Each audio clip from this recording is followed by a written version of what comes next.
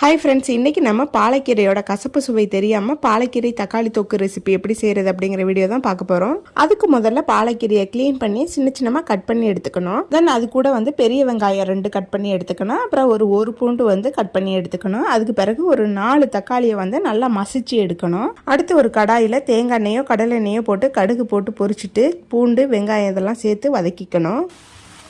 அடுத்து மசிச்சு வச்சுருக்க தக்காளியை சேர்த்து நல்லா வேக வைக்கணும். இப்போ தக்காளி நல்லா வெந்ததுக்கு பிறகு அது கூட 2 டேபிள் ஸ்பூன் மிளகாத்தூள், ஒரு 1/2 டேபிள் ஸ்பூன் மஞ்சத்தூள், அப்புறம் கொஞ்சோண்டு பெருங்காயத்தூள் சேர்த்துக்கணும். இப்போ இதை நல்லா மிக்ஸ் பண்ணிவிட்டு அடுத்து கட் பண்ணி வச்சுருக்க பாலக்கீரை அதில் சேர்த்துக்க வேண்டியதுதான். இப்போ கீரையை நல்லா மிக்ஸ் பண்ணிவிட்டு ஒரு 5 மினிட்ஸ் மட்டும் வேக வச்சா போதும். 5 மினிட்ஸுக்கு மேலே வேக வைக்கக்கூடாது. Beta carotene, vitamin C, vitamin A, இரும்புச்சத்து நிறைந்த பாலக்கீரை தக்காளி தொக்கு ரெடி ஆயிடுச்சு. இதை சாதத்துலையும் போட்டு சாப்பிட்லாம், சப்பாத்தி இட்லிக்கும் வச்சு சாப்பிட்லாம்.